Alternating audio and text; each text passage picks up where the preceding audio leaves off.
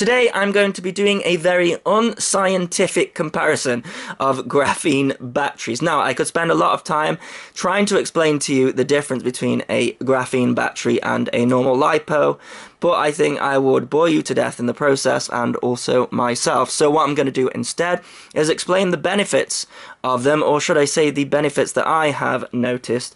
The first benefit is actually a theoretical one. You see, we have two graphene batteries here, and this is a normal LiPo battery. This is a Dinogy battery, and on paper this one should get you 100 cycles. So that is 100 flights, 100 charges of this battery. They say 100 to 200, which for the price of them, which I think is about £18, something like that, maybe a bit less, actually not that great, is it? Whereas these graphene batteries on paper, so I can't test that in this video, will get you 600 cycles, so 6 times more than this, which is probably worth the money then, because these actually aren't that more expensive than this one. In fact, these two are about the same price almost, which is why I'm interested in reviewing this particular one. Now, another benefit of these, which I have personally noticed, is the voltage sag. So this LiPo here, when I'm flying it with a lot of these powerful mini quads, when I go to full throttle, if the quadcopter has got a voltage alarm beeper, it tends to go off at the top of the throttle, and that is because the voltage has sagged so much that it has gone into the voltage alarm. Now, I don't find that happening with either of these graphene batteries, so that means that you can kind of abuse them a bit more, I guess, but I suppose that that isn't good news for your quadcopter, because it means you can push your motors and AndyRCs a bit further as well, but I haven't found that to be a problem with these.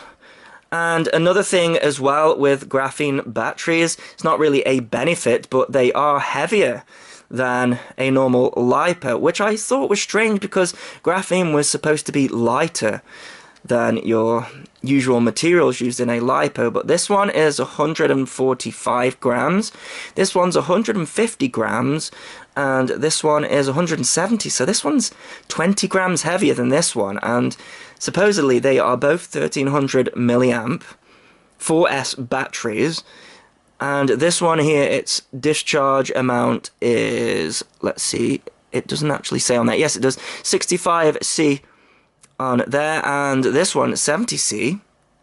So I think those specifications are probably wrong, probably on this one because it's the cheaper one. But what I'm interested in is putting them on a quadcopter and seeing if there are actually any benefits. So I'm going to do that. So I have got a quadcopter over here. Now this is a quadcopter that I have been sent in for review, and it's a fantastic quadcopter. Sadly, it has one main issue, which I'm working with the manufacturer on, because it's kind of a showstopper, but it flies fantastically, and it's got clean flight on it, and it has a great tune on clean flight, which I was really surprised about. But one thing that is good about this quadcopter is it has a on-screen display which shows the voltage. Now it is out by about 0.4 volts, so you know, it's not too much of a problem. We can still see the differences between all three of these batteries, and of course I will link them in the below so that you can purchase whichever one takes your fancy.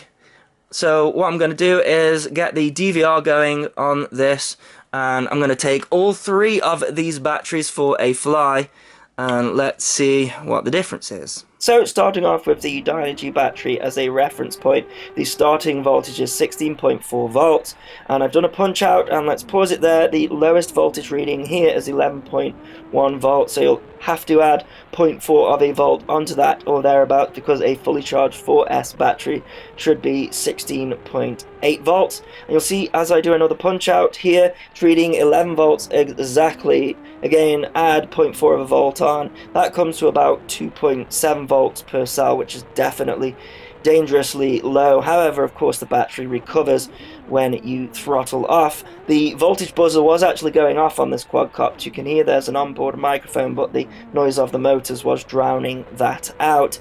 Now, apart from the voltage sag, this battery was getting a 4-minute flight time. Of course, you lose more power as you go throughout the flight. So that is the benefit of the graphene.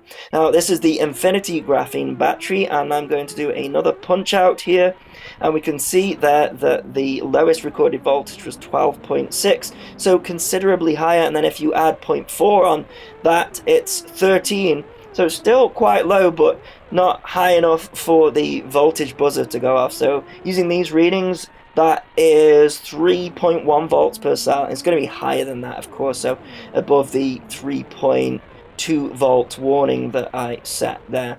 So this is the Turnigy Graphene battery, and again the same test, full throttle, and you can see I have paused it there, 12.8, so it performs very similar to the Infinity battery, and again I was getting a very similar flight time. So the result of this test is the Graphene Infinity battery is very good, and it's cheaper than the Turnigy Graphene battery if you include the postage as well. Of course you have to get the graphene batteries from Hobby King or eBay, and you have to pay postage for that. So I think I'm going to be buying a load of these Infinity batteries. So there you go, that is my very unscientific review and comparison of graphene batteries. Of course you could take it loads of steps further and charge it 600 times and see if it does last that many times, but I can't do that in this test, obviously. One thing that I can do though is completely abuse the batteries and the quadcopter,